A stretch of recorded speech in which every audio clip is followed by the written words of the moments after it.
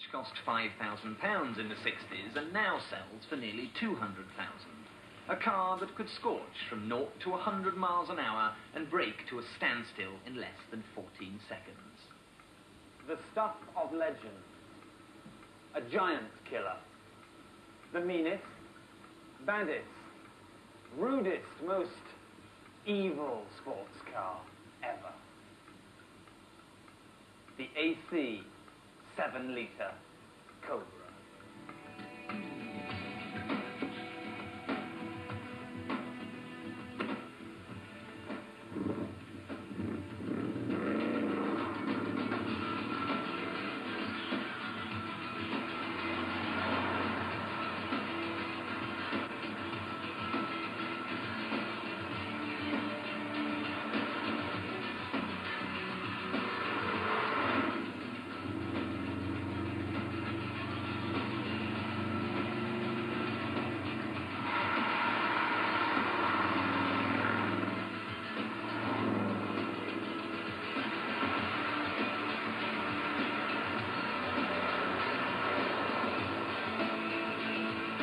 Back in 1953, AC Cars launched their stunningly beautiful Ace.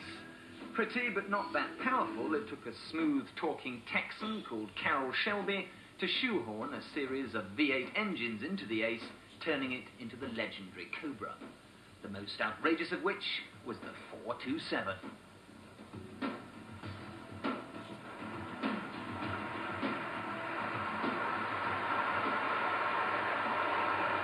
But this was no hot rod built in a back alley. The early 289 Cobras, that's the ones with the 4.7-litre engine, had cart spring, Stone Age suspension. So to cope with all the power, Ford got their computers at Dearborn to design a new chassis for the 7-litre. And it had anti-dive and anti-squat characteristics and coil springs at the back. An ultimate power it was.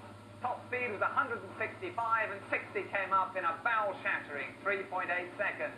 It was the fastest car the world had ever seen. Instantly it became known as a killer car. One Californian lost control at 100 miles an hour, his Cobra spinning no less than 10 revolutions before it went over a cliff. In 1969, a borrowed Cobra killed both its occupants by hitting a wall at 120 miles an hour, leaving skid marks 300 foot long. And one 18-year-old American plunged to his doom 200 foot down the Aspen Pass in Colorado. There was so much power from the back wheels that you could literally rip ruts in soft tarmac. And rumour has it that when Carroll Shelby took prospective purchasers out for a test drive, he'd stick a $100 bill to the windscreen, bury the throttle, and tell his passenger he could have the bill if he could reach it.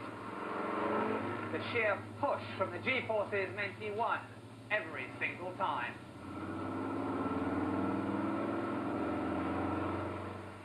And despite officially stopping production in 1967, replica Cobras are still made here at the AC factory in Weybridge, Surrey. Traditionally hand-fettled with bodies painstakingly beaten out of aluminium. So why is this one legend that refuses to be forgotten? It's a primeval sports car. It's one of the most blood-curdling cars that's ever been made, and I don't think anything else has ever been made like it since. It's a product of hand-built British craftsmanship. The people that buy them are true car enthusiasts. I've always said someone who thinks that they can tame a Cobra is an absolute fool that needs respect at all times. The earlier Cobras, the 5-litre Cobras, you could tame. The 7-litre Cobras, you think you've tamed them, you abuse them once and they bite you back. You have it facing the other way round. You never ever tame a 450 horsepower car that weighs 1 ton.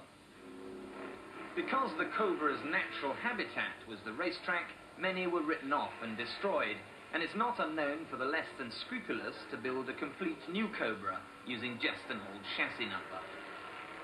Back in the days when they were raced, they were wrecked. New parts were bought, new chassis.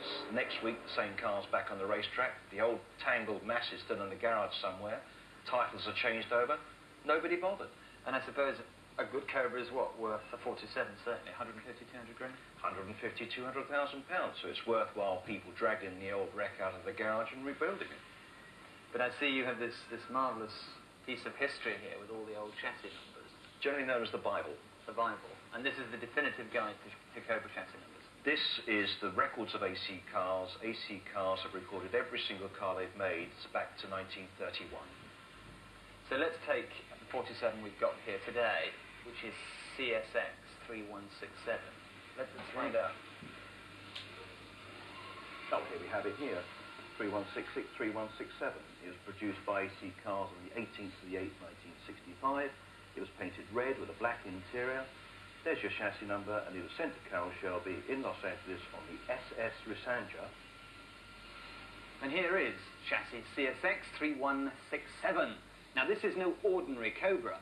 This is the actual car as tested by John Bolster, the motoring journalist for the magazine Autosport, back in 1967, where he recorded such Olympian performance times that it made the Guinness Book of Records as the fastest accelerating production car in the world. And it's no wonder when you look at this, the mother of all engines. Now, here it is, a 427 cubic inch, 7-litre Ford engine out of the Galaxy 500. Ford built this engine to go NASCAR racing, and it's got a cast iron block, alloy heads, solid lifters, and a double pumper Holley carburettor, pushing out 480 horses. The 427 Cobra was swift enough to make even its fastest rivals look like they were going backwards, but not fast enough for Ford, who had bankrolled the Cobra project. Shelby and Ford wanted a car to win at Le Mans, and that meant doing 200 miles an hour, which even the Cobra couldn't do. So in 1966, Ford pulled out, and all in all, only 310 7-litres were made, instantly becoming collector's items.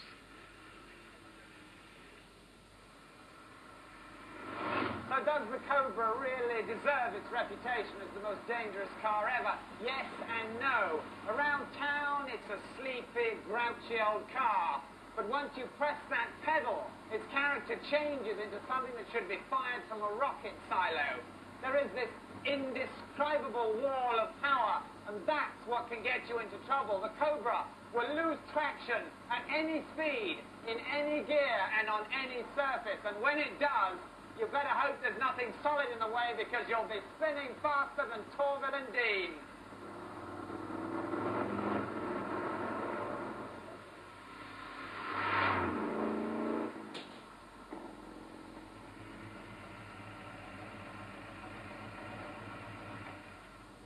So there it is.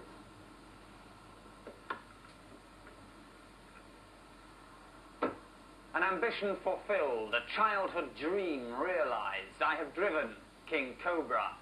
I might not have tamed it, but at least I've lived to tell the tale.